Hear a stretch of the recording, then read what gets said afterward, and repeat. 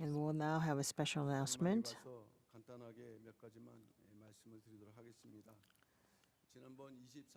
I have a few announcements to make. This is something that we have informed you on the 24th of December last year, for the case called a family safe. And on December 20th, the Seoul Central District Prosecutor's Office investigation gave us a result that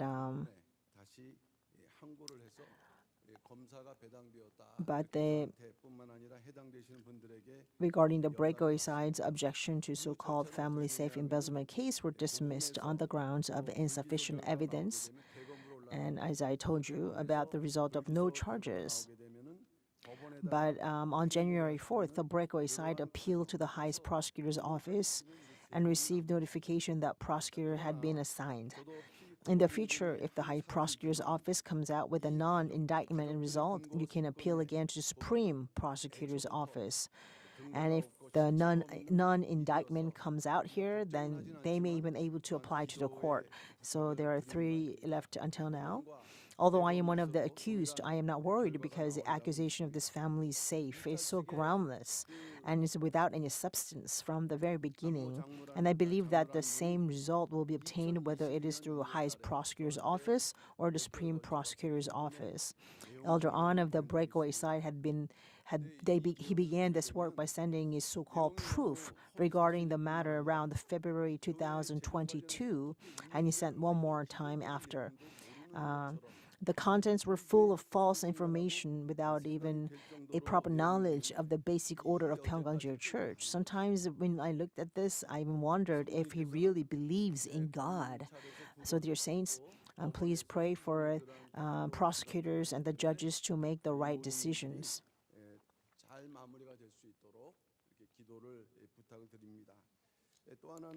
Another announcement is, some of you might have already seen this.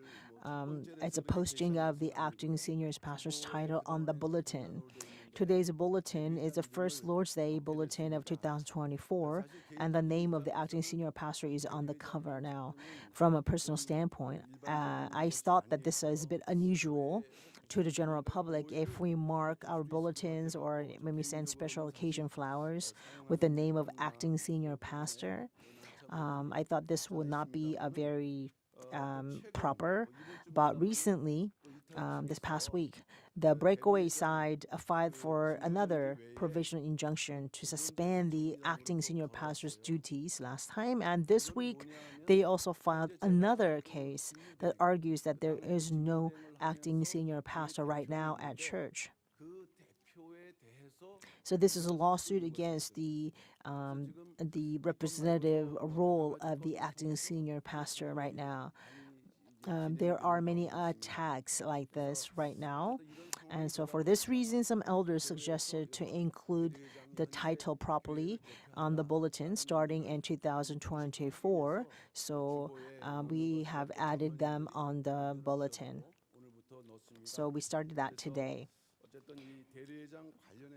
So concerning the role of the acting senior pastor, they have filed for injunction to suspend this position.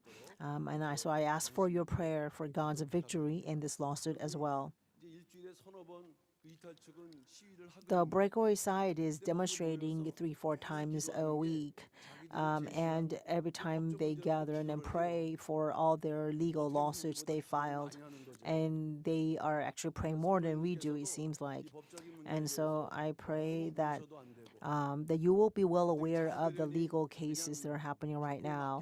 It's good to commit it to God and trust that He will do His work. But I think it's important that we are fully aware exactly what is happening at the same time, and so we can pray very specifically. And I pray that 2024 God will grant us victory in all of these lawsuits. And also we have special announcement for our Enoch Elders Ministry. Yesterday we had a joint New Year's launching service with the Abigail Elders Ministry and also Enoch Elders Ministry. From tomorrow, January 8th until the February, the elders will carry out the guard duties from 12 p.m. to 6 a.m. 6 days a week, they will be divided according to their districts, and all the elders, except faculty elders, every one of the elders have been assigned to attend. Every one of our church elders will be now positioned in our night guard duties. Currently, the church keepers' duties are carried out by our men's and women's ministry and the first and second young adult ministries and the other adult ministries, as well as male and female ministers and staff members. In particular, the male ministers and the male staff members, they have a full-time 24 hours a day. So as a year 2024 begins with the new duties, including the New Year's home visitations and many other duties, the workload increased so much, bringing much concerns to our work as a church. So thanks to the elders' volunteering service, we are able to now adjust the time and distribute our load as church keepers to with more people. So I hope that our congregation will continue to pray for this and for our elders especially, that this will be a very wonderful opportunity for our elders as well. It's actually very cold at night, but it's also a time where there aren't as many people at church premise. So I pray that you will have much interest in our keepers, and please assist them through your prayers and support. So we thank you for our elders and also for their volunteering service. And lastly, we have a vehicle entry schedule for dawn services.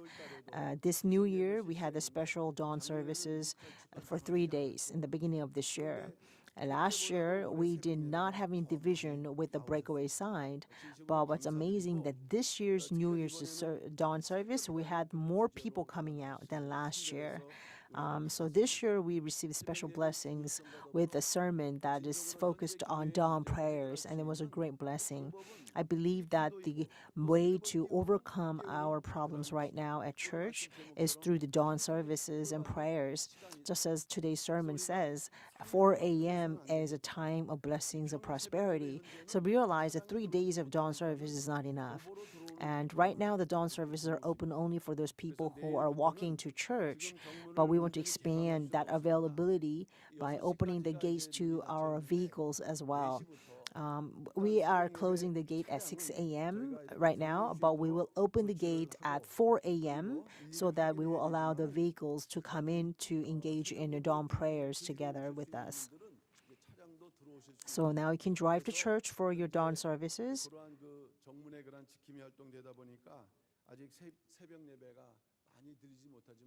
And although there aren't as many people who are able to come join the dawn services because of our constant rotation as church keepers, but I see that there are increasing members who come to pray at dawn. I believe this is a great movement of faith that will waken us up and will empower us to move forward.